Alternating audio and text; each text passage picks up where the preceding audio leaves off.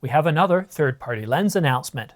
Cosina announced the Voigtlander Nokton RF 75mm f1.5. This is their second prime lens, and it will be available next month. The same month that Canon Rumors says we will get the R5 Mark II announcement. Although normal distribution channels are saying, well, otherwise. But more on that at the end of the video. But before we get to the details, please subscribe to this channel. It doesn't cost you anything, helps this channel grow, and keeps you up to date on the latest camera coverage. You'll recall that Cosina announced the Voigtlander 50mm f1 prime lens at CB Plus 2023 in Yokohama, Japan. Cosina was the first third-party lens maker to release a Canon-approved third-party lens. And like the 50mm f1, the Voigtlander Nokton 75mm f1.5 will be a manual focus lens. A disappointment for some, but Canon has recently said at CP Plus 2024 that Canon is still negotiating with third-party lens makers on allowing autofocus lenses to the RF mount, and that they're about, well, more than 50% there. But the bad news is it could take the better part of a year before we see any sort of tangible results from third parties making autofocus lenses. But in the meantime, Cosina makes some really high quality stuff, and the 50mm, well, it's a quality piece of equipment, as will be the 75mm f1.5. Canon Rumors said that although it has a large aperture lens with a maximum aperture of f1.5, the minimum aperture can be set to f32. And this allows photographers to create a beautiful bokeh with its 12 blades.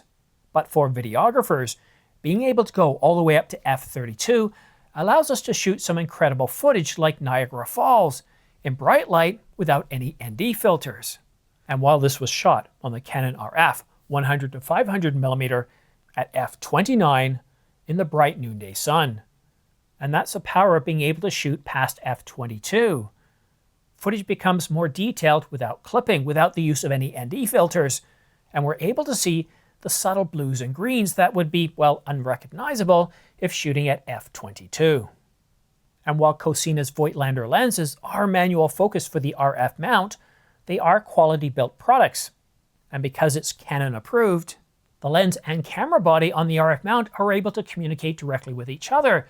So unlike traditional Canon RF third-party lenses that had manual focus, all you got was kind of a flashing zero, and the only way to control the lens itself was to use the dials on the lens. You couldn't go into the menu, you couldn't choose the ISO, the aperture, you just had to do it manually on the lens. So it wasn't just manual focus, it was manual ISO and manual aperture. So what will it cost? Well, the Cosina Voigtlander Nokton 75mm f1.5 will cost $900 US, and it will be available for sale sometime next month, which is April. We don't have a specific date at this point, but at least you've got an idea of what to expect based on what you saw with the 50mm f1. I'm pretty excited by this, but this does bring up one other thing. April. Now, according to Canon Rumors, April is supposed to be when we're supposed to be getting an announcement of the Canon EOS R5 Mark II, as they stated in this story published just last week. However, I've been talking to several of my contacts that work in, how shall we say, the last mile, and none of them, whether it be North America, Asia, or Europe, have heard anything. And what this leads me to believe that it is still possible that Canon Rumors is correct, that we might be getting an announcement in April. Let's call it late April. Could be a development announcement. We don't know what kind. They just said announcement. But in terms of when it's going to start shipping, well, I get a sense that we're probably a little bit further away, somewhere between 30 to 60 days at a very minimum. Because if it was going to start shipping next month, if we're going to get a full-blown announcement, well, we should already start to hear some ramblings. We should start to hear something from people working in the last mile, and that we're not.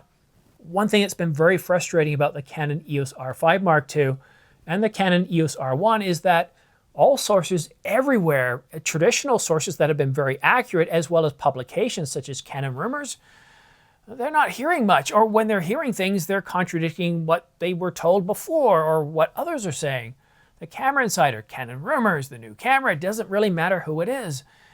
it's hard to get really credible information. And as I said in my last video where I covered the leaked specifications of the Canon EOS R5 Mark II, that's supposed to have a 45 megapixel BSI and stacked sensor. And let's call it a stacked sensor because if it is supposed to be no mechanical shutter, it's going to be all electronic, well, then it has to be a stacked sensor because, well, it has to do with the speed. You're not going to have a traditional sensor if you're going to have no mechanical shutter.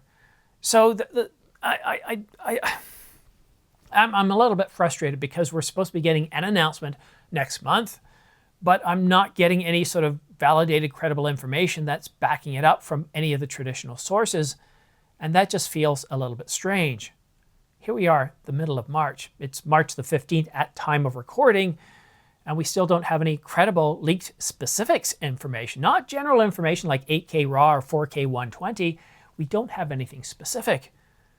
And one thing I've learned in my career is that when people speak generalities instead of specifics, they likely don't have their fingers on the pulse of what's going on.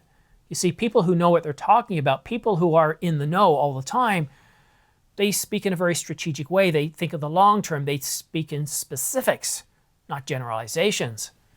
And if we go back to January the 27th of 2020, when we got the first set of leaked specifications on the Canon EOS R5, the Mark I, from Canon rumors, the one thing we got was very detailed, comprehensive leaked specifications.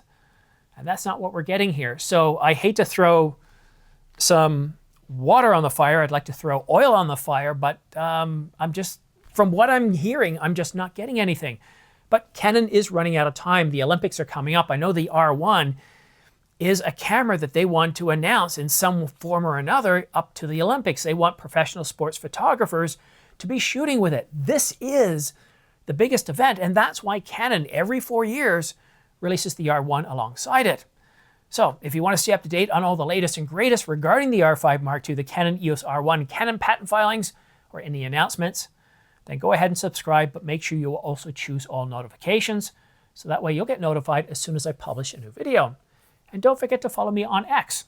And if you are looking at buying any camera gear, you don't want to wait for the R5 Mark II or anything else, there's a huge amount of sales on right now. B&H, Adorama, Amazon.com.